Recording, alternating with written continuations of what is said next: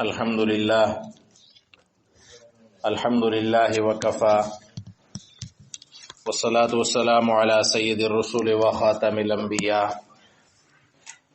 وعلى آله وأصحابه الأتقياء الذين هم خلاصة العرب العرباء وخير الخلائق بعد الأنبياء أما بعد فأعوذ بالله من الشيطان الرجيم بسم الله الرحمن الرحيم وما أصابكم من مصيبة فبما كسبت أيديكم ويعفو عن كثير وقال الله تعالى في مقام آخر أعوذ بالله من الشيطان الرجيم ظهر الفساد في البر والبحر بما كسبت أيدي الناس صدق الله العظيم وصدق رسوله النبي الأمي الكريم ونحن على ذلك من الشاهدين والشاكرين والحمد لله رب العالمين. درود شریف. اللهم صل على سيدنا ومولانا محمد وعلى آل سيدنا ومولانا محمد وبارك وسلم وصل عليه. واجب الاحترام معزز سامعین، ہمارے آج کے جمعۃ المبارک کے خطبہ کا عنوان قدرتی آفات اور اسلامی تعلیمات، اسی عنوان سے متعلق چند معروضات آپ حضرات کی خدمت میں پیش کرنی ہے. دعا ہے کہ اللہ تعالی مجھے حق اور سچ کہنے کی اور ہم سب کو اس کے مطابق عمل کی توفیق عطا فرمائے. قدرتی آفات مختلف اقسام کی ہیں. اللہ تعالیٰ نے اس دنیا میں جہاں بہت ساری نعمتیں رکھی ہیں، وہاں اللہ تعالیٰ نے بہت ساری آزمائشیں بھی انسان کے لیے رکھی. وہ اللہ جو انسان کو مختلف نعمتوں سے نوازتا ہے، وہ اسے مختلف امتحانات سے بھی گزارتا ہے. جو اللہ انسان کو دے سکتا ہے وہ انسان سے چھین بھی سکتا ہے. اللہ تعالیٰ نے انسان کو اس بات کا پابند بنایا ہے کہ وہ اس کائنات میں، اس دنیا میں جتنا عرصہ رہے اپنے رب کی مان کر رہے اور اس کے بتائے ہوئے حکموں پہ چلے، اور جب اور جیسے ہی وہ اللہ تعالیٰ کے حکموں سے انحراف کرتا ہے تو پھر اللہ کی مرضی ہے کہ وہ اس کی فوراً پکڑ کرے یا وہ اسے اسے ڈھیل دے اور اسے معاف کر دے. اس دنیا میں مختلف طرح کی آفات، اگر ہم انسانی تاریخ کو پڑھیں تو مختلف طرح کی آفات آتی رہی ہے، جن میں قحط بھی ہے، سیلاب بھی ہیں، اموات کی کثرت بھی ہے، زلزلے بھی ہیں، طوفان بھی ہیں، مختلف طرح کی آفات ہیں. یہ آفات کیوں آتی ہیں؟ اس کی کچھ ظاہری وجوہات بھی ہوتی ہیں اور کچھ باطنی وجوہات بھی ہوتی ہیں. ظاہری وجوہات سے بھی کسی کو انکار نہیں. آج کی سائنسی تحقیقات سے ہمیں ثابت ہوتا ہے کہ ہر آفت کی کوئی نہ کوئی، سیلاب ہو یا زلزلے ہوں، اس کی کوئی نہ کوئی ظاہری وجوہات بھی ہوتی ہیں. گو کہ اس سے کسی کو انکار نہیں کہ زلزلے کیوں آتے ہیں، سیلاب کیوں آتے ہیں، طوفان آندیاں کیوں آتی ہیں. وہ سائنسی بنیادوں پہ اگر اس کی تحقیق کی جائے اور اس کی ظاہری وجوہات کو جو ہمارے عقل، ہمارے نظریے، ہمارے دین سے میچ کھاتی ہوں تو ان کا انکار بھی کسی کو نہیں ہے. لیکن باطنی یا روحانی یہ مانوی اسباب بھی ہو سکتے ہیں جس کی طرف ہمیں اللہ کی کتاب قرآن نے متوجہ کیا ہے. جیسے ایک انسان کی موت آتی ہے، وہ فوت ہو جاتا ہے، تو اس کے دو اسباب ہمارے سامنے ہوتے ہیں. ایک یہ ہوتا ہے ہم کہتے ہیں کہ یہ بیمار تھا اور یہ فلاں بیماری اس کی موت کی وجہ بنی، اور کوئی نہ کوئی انسان، ہر انسان جو اس دنیا سے جاتا ہے تو اس کی کوئی نہ کوئی ظاہری وجہ بنتی ہے. ہم کہتے ہیں کہ اس کو ہارٹ اٹیک ہو گیا، اس کو یہ بیماری تھی اس وجہ سے فوت ہو گیا، اور اس کا کسی کو انکار بھی نہیں. لیکن ایک دوسری بات ہے جو ہم میں سے ہر شخص کرتا ہے، اور بحیثیت مومن ہمارا اس پہ ایمان بھی ہے اور ہمیں وہ بات کرنی بھی چاہیے اور ہم کرتے بھی ہیں. یہ جی اللہ کی مرضی تھی اور اللہ کا فیصلہ تھا، اس کی عمر جو ہے مکمل ہو گئی، اس کا رزق اس نے اپنے حساب کا، اپنے مقدر کا کھا لیا، اور اللہ کا جو فیصلہ تھا وہ آن پہنچا. تو جس طرح ہم ایک انسان کی، فرد واحد کی موت پہ یہ دونوں طرح کے تجزیے کرتے ہیں، اور بحیثیت مومن ہمیں جو ہے دونوں پہ ایمان رکھنا اور دونوں کو ماننا ضروری ہے. اسی طرح اس دنیا کی آفات و بلیات کو، یہاں کے مصائب اور پریشانیوں کو ہم سمجھیں تو یہ بات بالکل آسانی سے ہم سمجھ سکتے ہیں کہ ہر قحط، ہر وبا، ہر مصیبت، ہر پریشانی کی کوئی ظاہری وجہ بھی ہو سکتی ہے، لیکن اس کی حقیقی وجہ وہ اللہ کی ذات ہے، رب العالمین کے فیصلے ہیں. اللہ تعالیٰ کا اس کائنات پہ امر ہے کہ اللہ تعالیٰ کا ہر فیصلہ اس کائنات پہ، جو بھی حالات آتے ہیں، جو بھی نظام چل رہا ہے، وہ اللہ کی مرضی سے چل رہا ہے. خود اللہ تعالیٰ نے قرآن عظیم الشان میں ارشاد فرمایا کہ وَمَا تَسْقُطُ مِن وَرَقَةٍ إِلَّا يَعْلَمُهَا وَلَا حَبَّةٍ فِي ظُلُمَاتِ الْأَرْضِ وَلَا رَطْبٍ وَلَا يَابِسٍ إِلَّا فِي كِتَابٍ مُبِينٍ. کوئی پتا بھی اگر درخت سے گرتا ہے تو اللہ کی مرضی سے اور اللہ کے علم میں ہے، رطب و یابس اللہ کی کتاب مبین میں لکھا ہوا ہے. رب العالمین نے اس کائنات کی ایک تقدیر لکھ دی ہے، اور اس کے مطابق اس کے اسباب جو بھی بنے، لیکن اللہ کا فیصلہ وہ نافذ ہو کے رہتا ہے. اگر ہم قرآن کریم کی روشنی میں اور احادیث نبویہ کی روشنی میں مختلف ارضی اور سماوی آفات کا، ان کی وجوہات کا جائزہ لیں تو ہمارے سامنے چند وجوہات آتی ہیں، جن میں سے ایک ہم یہ کہہ سکتے ہیں کہ اللہ کی آزمائش ہے. اللہ تعالیٰ انسان کو آزماتا ہے، انسان کی آزمائش کرتا ہے.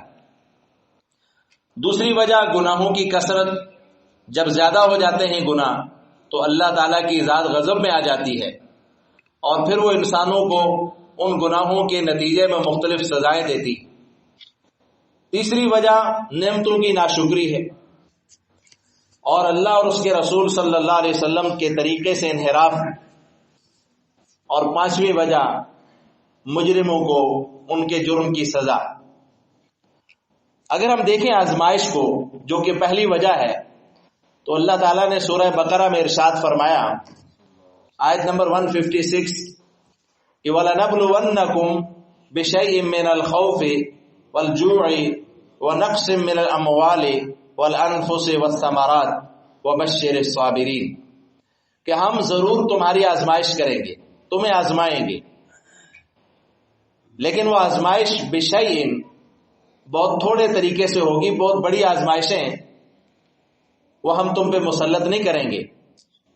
آزمائشیں بہت چھوٹی چھوٹی ہوں گی، کبھی تو خوف کی آزمائش، کبھی بھوک کی آزمائش، کبھی نقص من الاموال مال کی کمی، والانفس والثمرات اور کبھی جان و مال کی کمی ہوگی. اب ایسے میں جب ایک انسان اس طرح کی آزمائش میں آ جائے تو اللہ تعالیٰ کا حکم ہے کہ وہ صبر کرے. اور بشر الصابرین، آپ خوشخبری دیجئے صبر کرنے والوں کو کہ جب انہیں کوئی مصیبت آن پہنچتی ہے تو وہ یہ کہتے ہیں کہ انا للہ و انا الیہ راجعون۔ یعنی ایک وجہ ہم اس آیت سے یہ سمجھ سکتے ہیں کہ اللہ تعالیٰ کسی انسان پہ یعنی اسے گناہ کی بھی سزا نہیں ہو رہی ہوتی، وہ مجرم بھی نہیں ہوتا۔ ضروری نہیں کہ اس تکلیف کے پیچھے اس کا کوئی نہ کوئی جرم ہو، بلکہ اللہ اسے آزمانا چاہتا ہے، اس کے ایمان کی آزمائش کرنا چاہتا ہے کہ یہ اس تکلیف میں اس کا اللہ تعالیٰ کے متعلق کیا رویہ ہوتا ہے۔ جیسے ہم دیکھ لیں کہ حضرت ایوب علیہ السلام کو اللہ تعالیٰ نے آزمایا، تو اب انہوں نے کوئی گناہ نہیں کیا تھا، یا نعوذ باللہ وہ کسی گناہ کے مجرم ٹھہرے تھے، بلکہ کیا ہے کہ اللہ نے انہیں آزمایا، اور دنیا کے سامنے اللہ ایک مثال پیش کرنا چاہتے تھے کہ جو اللہ تعالیٰ کے اولو العزم لوگ ہوتے ہیں وہ آزمائش میں بھی اللہ تعالیٰ کے ذات پہ یقین رکھتے ہیں، بے صبری کا مظاہرہ نہیں کرتے، رب العالمین کے متعلق گلے شکوے نہیں کرتے۔ اس لیے ایک ایمان والے کو ایسا ہی ہونا چاہیے کہ ممکن ہے اللہ اس کے ایمان کی آزمائش کرنا چاہتا ہو، لہذا اسے ثابت قدم رہنا چاہیے، اور وہ یہ کہے کہ انا للہ و انا الیہ راجعون، بھئی ہم اللہ ہی کے ہیں اور اللہ کے پاس ہم نے لوٹ کے جانا ہے، اللہ کی ملکیت میں ہم ہیں، جس حال میں اللہ رکھے ہم اسی پہ اس کا شکر ادا کرتے ہیں۔ اگر ہم دوسری وجہ کو دیکھیں کہ جب گناہوں کی کثرت ہو جاتی ہے تو پھر اللہ تعالیٰ انسان پہ مختلف آزمائشیں اور مختلف جو ہے پریشانیاں اللہ تعالیٰ انسان پہ مسلط کرتے ہیں۔ اس حوالے سے بھی اللہ تعالیٰ نے قرآن عظیم الشان میں ارشاد فرمایا کہ وما اصابکم من مصیبت فبما کسبت ایدیکم، کہ جو بھی تمہیں مصیبتیں پہنچتی ہیں وہ تمہارے اعمال کی کمائی ہوتی ہے، وَيَعْفُو عَنْ كَثِيرٍ، اور بہت سارے تمہارے گناہوں سے تو اللہ درگزر فرماتے ہیں۔ بہت سارے گناہ ایسے ہیں جن کو اللہ تعالیٰ معاف کر دیتے ہیں، درگزر فرما دیتے ہیں، لیکن کچھ گناہوں کی وجہ سے اللہ تعالیٰ تمہیں مصیبتوں میں مبتلا کر دیتے ہیں۔ اسی طرح اللہ تعالیٰ نے سورہ روم آیت نمبر 41 میں ارشاد فرمایا کہ ظہر الفساد فی البر والبحر بما کسبت ایدی الناس، بحر و بر میں یعنی خشک و تر میں جتنا بھی فساد ہے یہ لوگوں کے اعمال کا نتیجہ ہے۔ خشکی سے مراد یہ زمین ہے جہاں انسان آباد ہے، اور تری سے مراد سمندر ہیں، سمندری مخلوقات ہیں۔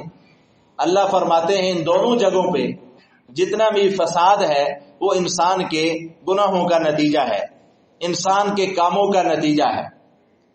اب اس بات کو سمجھنا تو بہت آسان ہے کہ انسان کا شر اور فساد اس زمین پہ کتنا عام ہو چکا ہے، اور اس کے نتیجے میں اگر ہم دیکھیں تو کون سی ایسی برائی ہے جو آج اس زمین پہ ہو نہیں رہی، کون سا ایسا فساد ہے جو آج اس زمین پہ برپا نہیں کیا ہوا انسان نے۔ اور اس زمین کی حدود سے نکل کر جب ہم سمندری حدود میں پہنچ چکے ہیں تو آج آپ دیکھیں وہاں بھی انسان نے ان سمندری مخلوقات کا امن اور سکون اور چین بھی برباد کر کے رکھ دیا ہے، اور مختلف طرح سے ان مخلوقات کے جو ہے زندگی کو ہم نے اضطراب کا شکار کر دیا۔ آج سمندروں پہ بھی انسانوں کا قبضہ ہے، ملکوں کا قبضہ ہے، اور جنگیں جو ہیں وہ زمین سے شفٹ ہو کر وہ اب سمندروں میں اور پانی پہ لڑی جا رہی ہیں۔ یعنی پانی انسان کی جنگوں کی وجوہات بھی ہے، اور پانی کے اندر بھی جنگیں ہو رہی ہیں۔ آپ دیکھیں کاروباری وجوہات اس کی، بڑے بڑے جہاز وہ سمندروں میں تیر رہے ہیں، اور بڑی بڑی آبدوزیں اور بڑے بڑے جنگی آلات۔ اللہ تعالیٰ نے جو قرآن عظیم الشان میں ارشاد فرمایا تھا کہ وَإِذَا الْبِحَارُ سُجِّرَتْ، کہ پانی اور سمندر بھی آگ اگلیں گے۔ آج کی اس دنیا میں ہم اس کا نظارہ کچھ تو کر رہے، اور مزید آگے ہم کیا کچھ دیکھیں گے وہ ابھی وقت آنے والا ہے۔ تو وہ جو پانی تھا وہ بھی اس وقت انسان کے عمل کی وجہ سے وہاں بھی سکون نہیں رہا. لہذا اس خشکی کے اوپر، زمین کے اوپر جو انسان نے اپنے گناہوں کے نتیجے میں، آپ دیکھیں تو ہر حد جو ہے ہم نے کراس کی ہوئی ہے. نہ ہماری وجہ سے انسان سکون میں ہے، نہ نباتات اور نہ جنگلی حیات، کوئی بھی چیز جو ہے وہ سکون میں نہیں ہے. ہم نے جنگلوں کو بھی برباد کر کے رکھ دیا، اور ہم نے جو ہے جنگلی حیات کو بھی اس وقت داؤ پہ لگائے رکھا ہے. تو انسان ہے، وہ تو ہمارے شر سے محفوظ ہی نہیں ہے. قتل و غارت کتنی عام ہے، ہم اس کو دے سکتے ہیں. لوگوں کے مالی حقوق ہم نے غصب کیے ہوئے، جانی حقوق ہم نے غصب کیے ہوئے. تو پھر اس آیت کی ترجمانی ہمارے اعمال تو یقیناً کر رہے کہ ظہر الفساد فی البر والبحر بما کسبت ایدی الناس. بحر و بر میں جتنا فساد ظاہر ہوا ہے یہ لوگوں کے اعمال کا نتیجہ ہے. تو سامعین محترم، یہ اس کی جو ہے قدرتی آفات کی ظاہری وجوہات ہم سمجھ سکتے ہیں ان آیات سے. اب سوال یہ ہے کہ یہ فساد جو ہے کیسے ختم ہو سکتا ہے؟ تو اس کی سیدھی سی وجہ ہے کہ ہم وہ جو فساد والے کام ہیں وہ کرنے چھوڑ دیں. ہم توبہ اور استغفار کریں، اللہ تعالیٰ سے اپنے گناہوں کی معافی مانگیں، اور اس کے ساتھ ساتھ ان تمام چیزوں سے اجتناب کریں جن سے انسانی سکون برباد ہو رہا ہے یا کسی بھی مخلوق کو ہم سے نقصان پہنچ رہا ہے. ایک تیسری وجہ جس کا میں نے ذکر کیا کہ نعمتوں کی ناشکری ہے.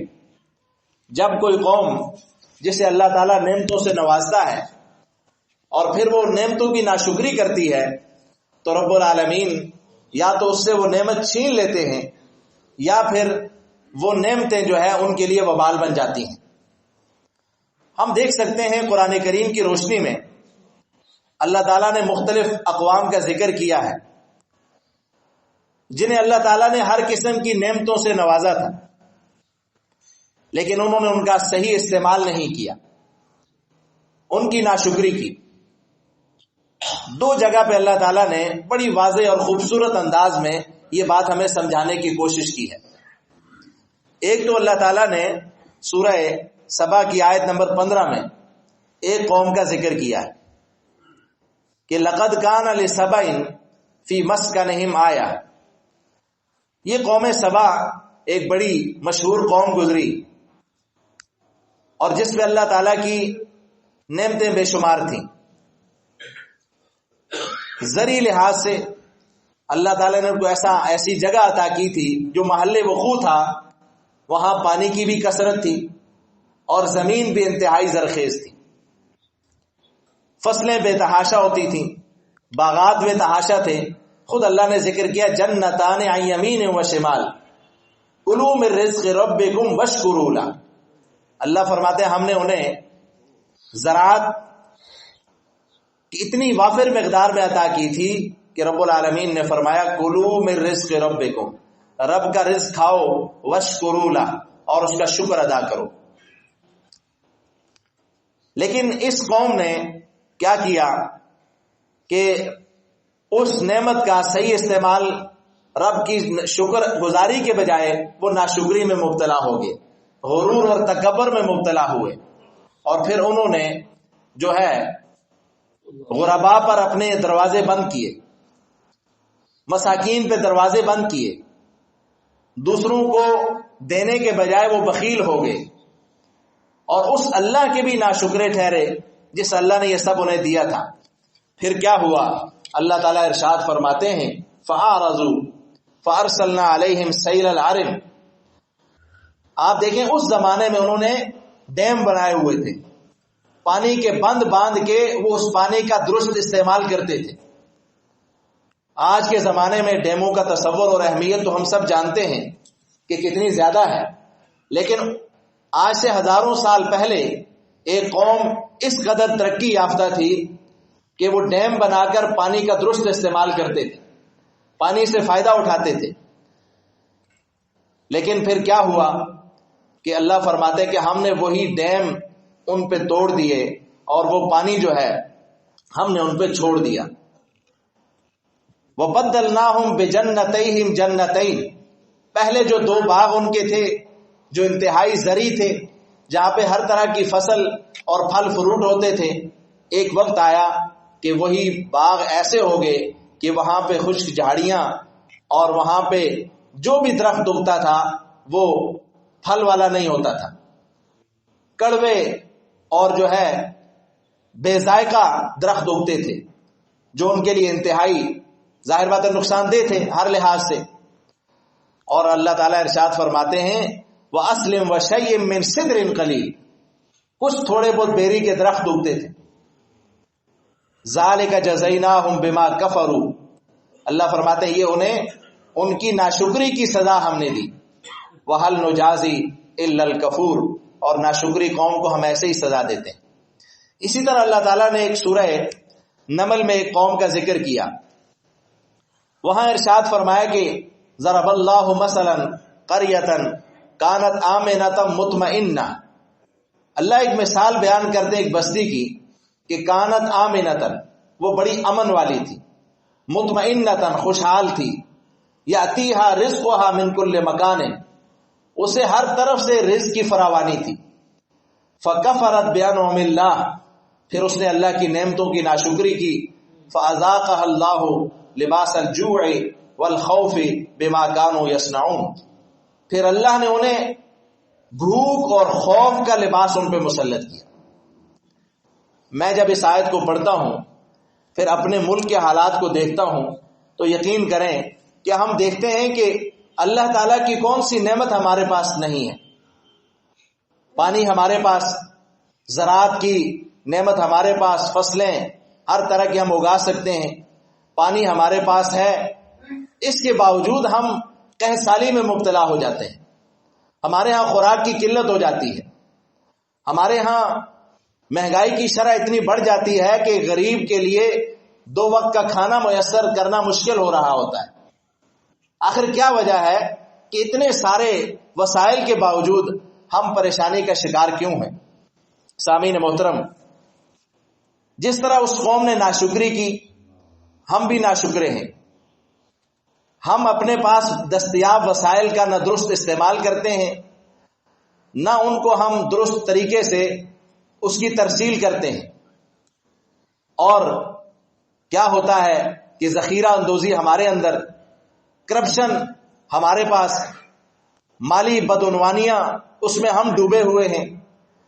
اور پھر ہم دیکھیں تو یہ جو بدعنوانی ہے یا کرپشن ہے، ہماری غربت کی سب سے بڑی وجہ یہ ہے کہ ہم نے ہر معاملے پہ اوپر سے لے کر نیچے تک ایک چھوٹے درجے کے آدمی سے، چھوٹے درجے کے کاروباری سے بڑے درجے کے کاروباری تک، ایک چھوٹے درجے کے افسر سے بڑے درجے کے افسر تک، ہر انسان جو ہے اس ٹوہ میں لگا ہوتا ہے کہ کہاں اسے موقع ملے کہ وہ بدعنوانی کرے، وہ رشوت لے، وہ جو ہے دھوکہ دے. جیسے ہی موقع ملتا ہے وہ کسر نہیں چھوڑتا.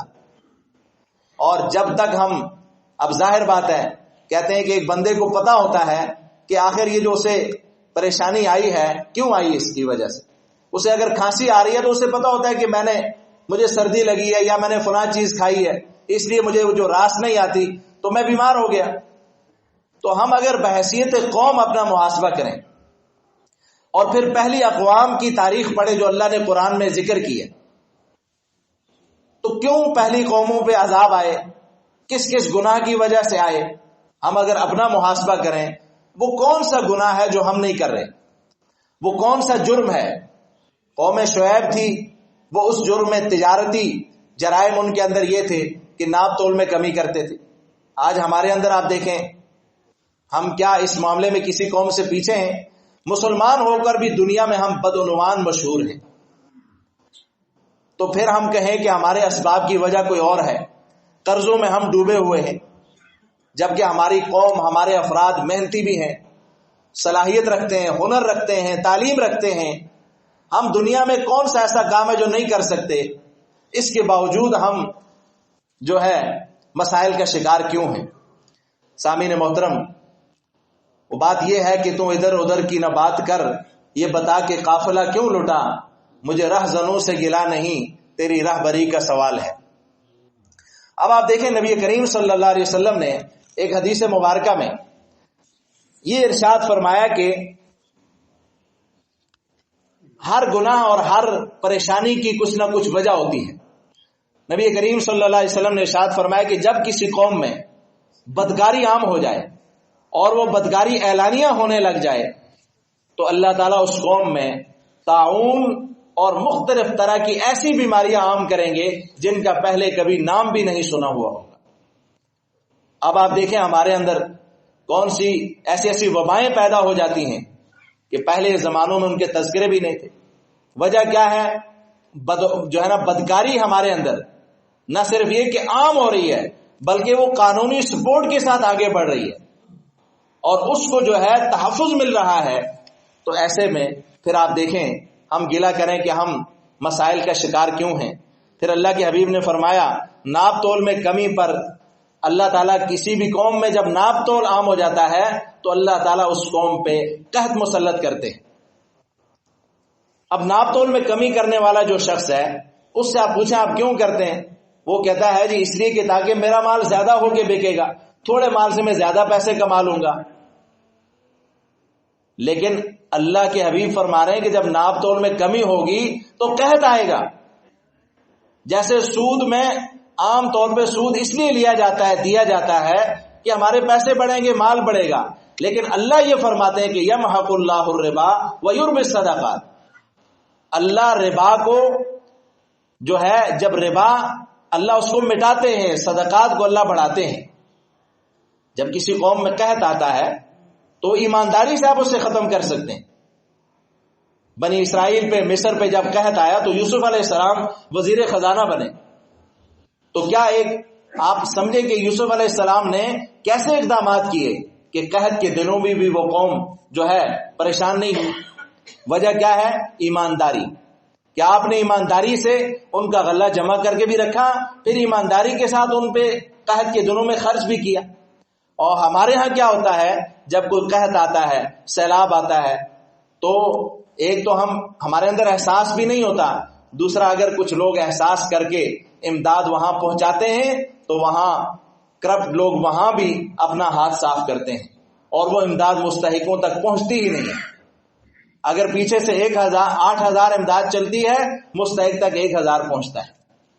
تو ہوتا کیا ہے؟ پھر بھی ہم گلہ کریں کہ جی ہم ان مسائل میں ایسے پھنسے ہوئے کہ کیسے نکلیں۔ تو یہ جب ناپ تول میں کمی ہوتی ہے تو پھر اس طرح کی اللہ کے حبیب صلی اللہ علیہ وسلم فرمایا قحط اللہ اس قوم پہ مسلط کرتے ہیں۔ تیسری بات حضور علیہ السلام فرمایا جب کوئی قوم زکوٰۃ ادا نہیں کرتی تو پھر اللہ بارشیں روک دیتے ہیں، اور بارشیں رک جائیں تو آپ دیکھتے ہیں کہ پھر پانی نہ ہو تو پھر کون سی زندگی اس کے بغیر ممکن ہے۔ اللہ کے حبیب صلی اللہ علیہ وسلم فرمایا جب کوئی قوم اللہ اور اس کے رسول کی نافرمانی کرتی ہے تو اللہ غیروں کو اس پہ مسلط کرتے ہیں۔ ہم اللہ اور اس کے رسول کے جب نافرمان ہوئے، ہماری زندگی کے شب و روز کس کی اطاعت میں گزرتے ہیں؟ ہماری زندگی کا ایک ایک لمحہ ہم اس کا محاسبہ کریں، 1 گھنٹے کی زندگی کو اگر ہم دیکھیں تو اس میں سے شاید 10 منٹ کی لمحے ہوں جو ہم صحیح گزار رہے ہوں، باقی سارا ہمارا ہر لمحہ گناہ میں، غلط سوچوں میں، غلط تفکرات میں، غلط مجلسوں میں گزر جاتا ہے۔ اور پھر غیر ہم پہ مسلط ہیں، معاشی لحاظ سے بھی، معاشرتی لحاظ سے بھی، ہماری تہذیب ثقافت بھی ہم سے چھن گئی، ہمارے وسائل بھی ہم سے چھن گئے۔ آج ہم غلامی کی ایسی زنجیروں میں جکڑے ہوئے ہیں کہ ہم اپنا فیصلہ خود کرنے سے قاصر ہیں۔ سامعین محترم، یہ اللہ کے حبیب صلی اللہ علیہ وسلم نے فرمایا ہے جب تم اللہ اور اس کے رسول سے بغاوت کرو گے تو پھر غیر تم پہ مسلط ہوں گے۔ اور پھر 5ویں بات اللہ کے حبیب صلی اللہ علیہ وسلم نے ارشاد فرمائی کہ اللہ کے قوانین کے مطابق جب لوگ فیصلے نہیں کریں گے تو پھر اللہ ان کے اندر آپس کی عداوتیں ڈال دے گا۔ اور رب العالمین نے ارشاد فرمایا وَمَن لَّمْ يَحْكُم بِمَا أَنزَلَ اللَّهُ فَأُولَٰئِكَ هُمُ الْفَاسِقُونَ، جو اللہ کے نظام کے مطابق اپنے فیصلے نہیں کرتے، اپنے عدالتی نظام کو اللہ کے بتائے ہوئے نظام کے تابع نہیں کرتے، تو پھر جو ہے ان کے اندر کیا ہوگا؟ آپس میں بغاوتیں ہوں گی. اب آپ اس کو ہم آسانی سے سمجھ سکتے ہیں کہ جب ایک مظلوم کے حق میں فیصلہ نہیں ہوتا، وہ بجائے مظلوم کے ظالم کے حق میں ہوتا ہے، تو پھر مظلوم کیا کرتا ہے؟ وہ پھر قانون اپنے ہاتھ میں لے لیتا ہے. اور پھر ہمارے اللہ تعالیٰ نے اللہ کے حبیب نے فرمایا آپس کی عداوتوں کی ایک وجہ عدالتی نظام کا درست نہ ہونا ہے. سامعین محترم، ایک حدیث میں آخری بات کر کے ختم کرتا ہوں. نبی کریم صلی اللہ علیہ وسلم نے ارشاد فرمایا میری امت پہ ایک ایسا وقت آئے گا کہ لوگ کیا کریں گے؟ یستحلون الحر والحریر، لوگ زنا اور بدکاری کو اور جو ہے ریشم کے لباس کو اور شراب کو حلال کرانے کے چکر میں پڑیں گے. اور پھر ان میں سے کچھ لوگوں کی یہ خواہش ہوگی کہ وہ کسی پہاڑی پہ، کسی خوبصورت سرسبز و شاداب جگہ پہ، ٹھنڈی جگہ پہ جا کے محل بنائیں، وہاں پہ رہیں اور کھلے سے وہ بدکاریاں کریں، کوئی پوچھنے والا نہ ہو. اور پھر ان کے پاس ایک مانگنے والا آئے، ایک فقیر آئے، اس کو وہ کہیں گے کہ بھائی کل آنا، آج ہمارے پاس وقت نہیں ہے تمہیں دینے کے لیے، کچھ ہم نہیں دے سکتے اس وقت. فرمایا فقیر اگلے دن آئے گا لیکن وہ قوم اور وہ گھر والا وہاں موجود نہیں ہوگا، اللہ کا عذاب اس پہ پڑا ہوا ہوگا. تو ہم بھی آج لگے ہوئے ہیں، شریعت کا کوئی حکم آتا ہے شراب کے بارے میں، موسیقی کے بارے میں، دیگر چیزوں، تو ہم ان کو قانونی حیثیت دے کر جائز کرنے کے چکر میں ہیں، تو پھر اللہ کی پکڑ نہیں آئے گی. تو پھر کیا ہوگا؟ تو اللہ تعالی ہمیں اپنی آزمائشوں سے بچائے. ان آفات و بلیات کے ظاہری اسباب کے ساتھ ساتھ ہم اپنے ان کے باطنی اور روحانی اسباب پہ غور کریں اور ان سارے جرائم سے اللہ کی پناہ مانگیں، توبہ کریں جس کی وجہ سے ہم پکڑ میں آئے ہوئے ہیں. اللہ ہماری قوم کو ہر لحاظ سے گناہوں سے بچنے کی اور اللہ ہمیں